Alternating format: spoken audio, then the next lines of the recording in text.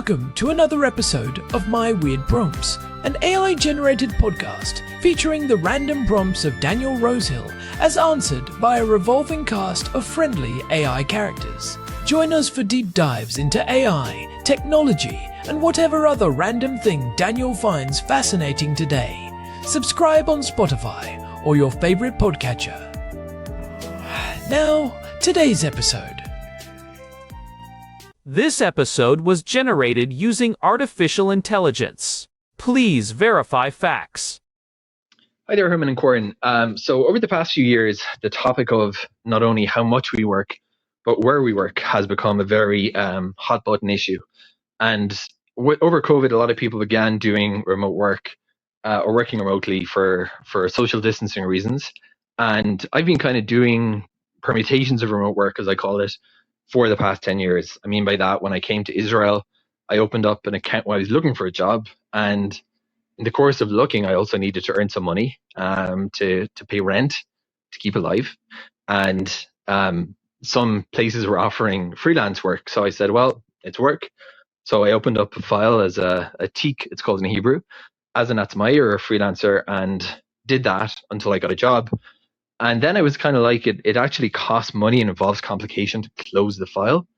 And it was like there's kind of no point. I may as well have this option. And that began my my experience with contract work, remote work, all of it here in Israel. And I guess when the pandemic rolled around and people were remote working, it kind of felt like a very familiar experience to me because I'd been doing it for already a number of years. And it was kind of nice to see everyone else kind of getting it. But at the end of the Corona period, I noticed that there's a definite rollback. Some companies are just saying remote work is abolished. Some are down to a few days per week. And what strikes me, I guess, as someone not working for a full-time in-house company is how those kind of statements are often laden with a lot of, I would say, hostile energy. Sometimes, people said remote working is a complete failure. We don't want it. Remote workers are lazy. So it's often not just people saying we're rolling it back or this is a policy. It seems to come from a place of skepticism, distrust, and hostility. From the perspective of employees, I feel like there's there's so many different types of people, that some introverts, extroverts, that it suits some people a lot more than others. And I'm probably more on I would say I'm at probably the far end of people who it does suit. I like doing focus work, and I'm fine with getting my social energy from kind of close friends in context outside of work. I can survive on that, whereas some people just need their kind of work life to provide a lot of that. But even I have, I would say, strong reservations about it. For me, the most satisfying form in which I've engaged in remote work has been, two things I would say have made it better. One is having a few clients, so not really operating what you might call a freelance business or a contracting business rather than working for one company. Because I think when you work for one company full time, I've also done that remotely for a period. After a while, it gets very weird because invariably working full time for an organization, you are interfacing with the same people repeatedly. And when you only meet them on Zoom after a while, you feel like you kind of know them, but until you've sat with them and broke bread with them as such, it all feels a bit artificial. And I find that disconnect very hard to wrap my head around. So if you ask me what would my ideal sort of idea of a career be as people move, as we kind of more people are working for multiple companies, work for a few companies and have periodic human connection with all of them, by which I mean stuff like on-site, off-site, whatever you want. Stick people together in a place where they can just kind of say, oh, you're the guy from the Zoom call. And I feel like if you do that even just like a few times a year, it takes all that awkwardness away. You kind of know the people now, and it's easier to work remotely. So that's been pretty much my experience of it. What I'd like to ask you, Herman and Corn, is I feel that remote work actually has a really valuable role to play in our future. Particularly, I've mentioned Jerusalem, my local city, as having, I would say, particularly poor local economy compared to the center of Israel. Not that there aren't jobs here, but I find myself most of my time in Israel working around Jerusalem rather than working in it. And as much as that is a long-standing frustration of mine with the city, it's I would say, lack of a thriving startup and tech scene. Um, Over time, I kind of feel like as we're building out this very fast rail link to Tel Aviv, which is just a tiny bit down the coast, we can actually sort of work around the situation by creating a symbiosis between the two cities where maybe Tel Aviv remains the economic hub of the country, but it's normal for people to work remotely in Jerusalem and drop into offices in Tel Aviv and vice versa. And we don't really have to sweat about exactly where a work site is anymore. So that's really my kind of vision of it, is instead of remote work being this hot button issue where, certain companies are totally against it, or you can negotiate for a certain number of days, that we move towards a kind of situation in which it's expected that companies will offer it if people want it, and it's normalized that some people work with it and like it, some people hate it, and there's accommodation for both groups. So Herman and Corn, I'd love to get your thoughts about remote work. Do you think it has a future? Is it a growing trend? I guess that's really another question I have. Is this kind of hostile rhetoric, as I've called it, are we actually seeing that a lot less people are doing it and a lot less and companies are revolting against it? Or do the numbers tell a different story? Herman and Corn, let's talk about the pros and cons of remote working and how it's going to fit into the future of our knowledge workforce. Hey everyone, welcome back to my weird prompts. I am Corn, and I am sitting here in our living room in Jerusalem, looking out at a surprisingly clear afternoon sky. And as always, I am joined by my brother and our resident deep diver. Herman Poppleberry at your service. It is good to be here, Corn. Although I have to say, looking out at that clear sky makes me think about how much easier it is to appreciate the view when you are not stuck in a windowless office building 45 minutes away. That is a very apt observation, Herman, and it leads us right into what we are tackling today. Our housemate Daniel sent us a voice memo this morning that really got us thinking. He was reflecting on his own 10-year journey with remote work and how the landscape has shifted, especially here in Israel. Right, Daniel has been doing the freelance and remote thing since long before it was the global standard. He mentioned how he started out as an atzma'i, which is the Hebrew term for a freelancer, basically just to pay the rent when he first moved here. And now, in 2026, he is seeing this weird tension. On one hand, you have companies being almost hostile about bringing people back to the office. And on the other, you have this incredible potential for symbiosis between economic hubs like Jerusalem and Tel Aviv. It is a fascinating prompt because it touches on something we all feel. The office used to be the default, then it was the enemy, and now it is complicated. Daniel asked if remote work is still a growing trend or if we are seeing a genuine shift away from it by employers. So, Herman, let us start with the big picture. What does the data actually say here in early 2026? Is the great remote experiment actually failing? That is the million-dollar question, Corn. If you look at the headlines, you would think we are in the middle of a total retreat. You see these massive tech firms and banks issuing these stern return-to-office mandates, often with that hostile energy Daniel mentioned. They talk about culture, collaboration, and the spontaneous water cooler moments that are supposedly the only way innovation happens. But if you look past the press releases at the actual labor statistics, the story is much more nuanced. So, it is a bit of a PR war versus the reality on the ground. Exactly. While some high-profile companies are pushing for 4 or even 5 days a week in the office, the percentage of the knowledge workforce that is fully remote or hybrid has actually stabilized at a much higher level than it was pre-pandemic. In fact, latest figures for early 2026 show that nearly 40% of professional roles in high-income economies still offer some form of location flexibility. What we are seeing is not a shift away from remote work, but a messy, often painful negotiation about the terms of that work. We have moved from the era of the Great Resignation to the era of the Great Compromise. I find that hostility Daniel mentioned so interesting. Why do you think it feels so personal for some employers? It is not just a policy change. It feels like a lack of trust. Oh, it is absolutely about trust and control. There is this term that has been floating around for a few years now called productivity paranoia. It is this fear among managers that if they cannot see their employees typing at a desk, they must be doing laundry or watching television. It leads to what some researchers call presence theater, where employees spend more energy proving they are online than actually doing the work. even though study after study has shown that for focused, deep work, the home environment is often significantly more productive. It is like the physical presence has become a proxy for performance, because measuring actual output is harder than measuring time spent in a chair.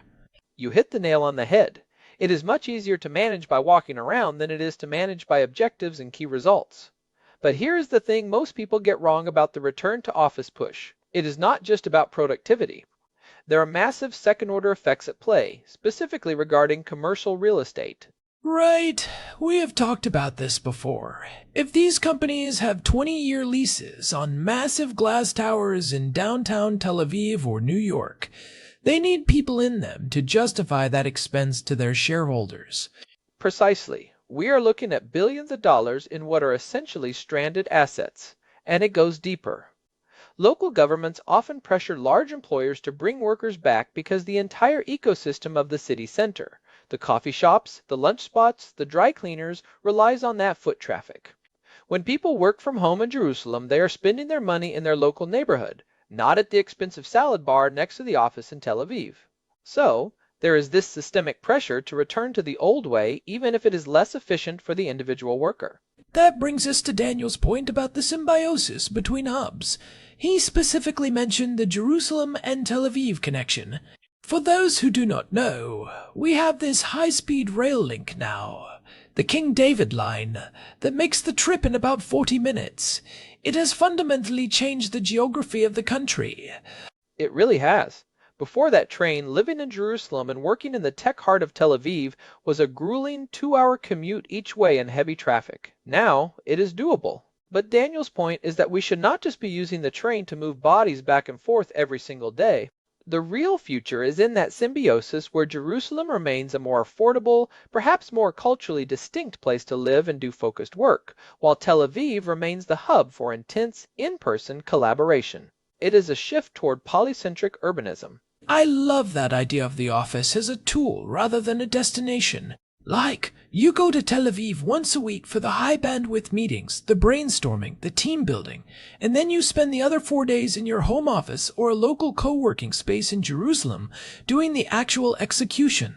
That is the dream, right? And it solves so many problems. It reduces the strain on infrastructure, it lowers the carbon footprint of the workforce, and it allows for a more distributed economy. But it requires a shift in mindset from the employers. They have to stop seeing remote work as a perk they are begrudgingly giving away and start seeing it as a competitive advantage. Let us talk about that competitive advantage for a second. If I am a top-tier software engineer in 2026, I have options. If one company tells me I have to be in an office 5 days a week, and another tells me I can work from wherever as long as I hit my milestones, where am I going to go? You are going to the flexible company every single time. And this is where the return to office mandates might actually backfire. We are starting to see a talent drain where the most skilled, most senior workers, the ones who have the most leverage, are moving to companies that respect their autonomy. The companies being hostile about remote work might end up with a workforce that is either less skilled or just more resentful. It is a risky move. But what about the downsides, Herman? We have to be fair here. Daniel mentioned that after a while, only seeing people on Zoom feels a bit artificial. He talked about the importance of breaking bread together. I think that is a very real human need that remote work can sometimes neglect. I totally agree. And I think that is the most valid criticism of the fully remote model. There is a certain kind of social capital that is built when you are physically in the same space. You pick up on nonverbal cues, you have those unplanned conversations that lead to new ideas, and you just feel more like a team. When you are just a head in a box on a screen, it is easy to feel like a replaceable cog in a machine. So, the challenge for the future is how to maintain that human connection without the soul-crushing commute.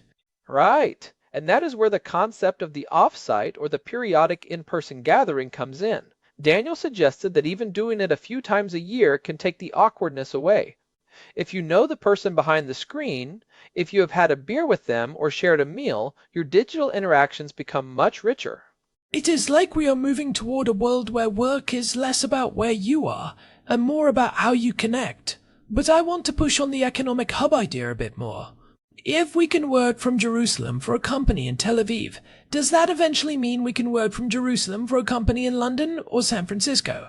We are already seeing it, Corn. The global talent pool is becoming more liquid than ever. But there is a catch. Time zones are the new borders. It is much easier for a company in London to hire someone in Jerusalem because the time difference is only 2 hours. Trying to coordinate a team across a 10-hour time difference is a logistical nightmare, no matter how good your tools are. So, we are seeing these regional clusters emerge. That is an interesting second-order effect. We are not necessarily seeing one giant global office, but rather these interconnected time zone hubs. Exactly. And within those hubs, cities like Jerusalem have a huge opportunity. If we can provide the quality of life, the high-speed internet, and the community of knowledge workers, we can attract people who want to work for the best companies in Europe or the Middle East without leaving their home. But let us look at the other side of that coin. If everyone moves to the cheaper hub, does that just drive up the prices there and push out the locals? We have already seen some of that in places that became digital nomad hotspots. That is a very real danger. It is the gentrification of the digital world. If 1,000 high-paid tech workers move to a neighborhood because they can work remotely, they will inevitably drive up the rent and change the character of the place. It is a balancing act that local governments are still struggling to figure out. It feels like we are in this awkward teenage phase of the remote work evolution. We have the technology, but we do not quite have the social or economic structures to support it perfectly yet. That is a great way to put it. We are trying to fit 21st century work habits into 20th century legal and tax frameworks. Think about the complexity of a company based in one country having employees in 10 different countries. The tax implications, the labor laws, the health insurance. It is a mess. And yet, people are doing it. Because the benefits, the freedom, the lack of a commute, the ability to be present for your family are so compelling. They are. And for many people, once they have tasted that freedom, there is no going back. That is why the hostility from employers feels so jarring. It feels like they are trying to put the genie back in the bottle, but the genie has already moved to a nicer bottle with a better view. I want to talk about the tools for a minute, because it is 2026. We are not just talking about basic video calls anymore. How is technology changing the remote experience? Are we getting closer to that feeling of being in the same room? We are getting closer, but we are not there yet. Spatial audio has made a big difference. Being able to hear where someone is in a virtual room makes the conversation feel much more natural. And the latest generation of mixed reality headsets is starting to be used for collaborative design and whiteboarding. But there is still a high barrier to entry. Not everyone wants to wear a headset for 6 hours a day. I certainly do not. I prefer my comfortable chair and my multiple monitors. But I can see how for certain tasks, like architecture or complex engineering, being able to walk around a virtual model with your colleagues would be huge. Absolutely. But the most important technological shift is actually more subtle. It is the improvement in asynchronous communication tools. The ability to record a quick video walkthrough of a project, or to have a threaded conversation that does not require everyone to be online at the same time. That is what actually makes remote work sustainable. It breaks the tyranny of the meeting. The tyranny of the meeting. I think every knowledge worker just felt a shiver down their spine. It is the biggest productivity killer in the modern office. And remote work, when done right, forces you to be more intentional about meetings. You realize that most things can be handled with a well-written document or a short video message. So, if we look toward the future, what is the end game here? Does the office eventually just disappear for knowledge workers? I do not think it disappears, but it changes its purpose. I think the office of the future looks more like a clubhouse or a conference center. It is a place you go for specific reasons, to kick off a project, to celebrate a milestone, or to have those difficult conversations that are better handled in person. The idea of the office as the place where you sit and do your individual work will likely become an anomaly. It becomes a destination for connection, not a factory for output. Exactly, and that brings us back to Daniel's point about the symbiosis between Jerusalem and Tel Aviv. Imagine a future where a company has a small, high-end space in Tel Aviv for those collaborative moments, but most of its employees are spread out in Jerusalem, Haifa, or even the Galilee, doing their deep work in environments that suit them. It sounds like a much more humane way to live and work, but it requires a lot of trust. It requires managers to let go of that need to see people in chairs. It does, and it requires employees to be more disciplined and proactive about their communication. Remote work is not easier, it is just different. It requires a different set of skills, writing clearly, managing your own time, and being intentional about building relationships. Let us talk about some practical takeaways for our listeners who might be navigating this right now. If you are an employee and your company is pushing for a return to office that you do not want, what are your moves in 2026?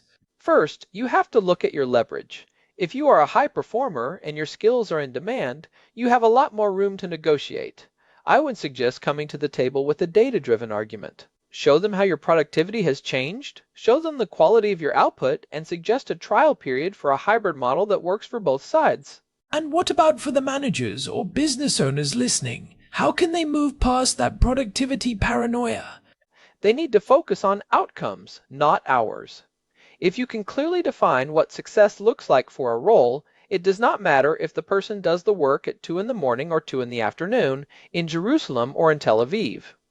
Invest in tools that facilitate asynchronous work and make the in-person time you do have truly valuable. Do not bring people into the office just to sit on Zoom calls. That is the quickest way to lose your best people. That is such a good point. There is nothing more frustrating than commuting an hour to an office only to spend the whole day in virtual meetings with people who are in the same building. It is absurd, and yet it happens every day. It is a sign of a company that has the old school mindset but is trying to use new school tools. Let us circle back to the idea of the economic symbiosis one more time. Daniel mentioned that Jerusalem has a relatively poor local economy compared to the center of the country. If remote work becomes the norm, does that actually help Jerusalem? Or does it just turn it into a bedroom community for Tel Aviv? That is the risk. But I think it can be a huge positive if Jerusalem plays its cards right. If the city can foster a community of remote workers, they will spend their high salaries in local shops, they will start their own local projects, and they will create a vibrant ecosystem that does not depend on a single local industry. It is about capturing that economic energy and keeping it in the city. It is like Jerusalem becomes a hub of talent that is globally connected but locally rooted. I love that.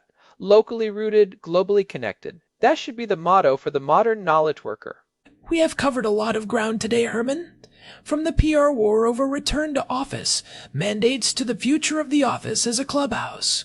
It feels like the summary is that remote work is not going anywhere, but the way we do it is becoming more sophisticated and, hopefully, more intentional.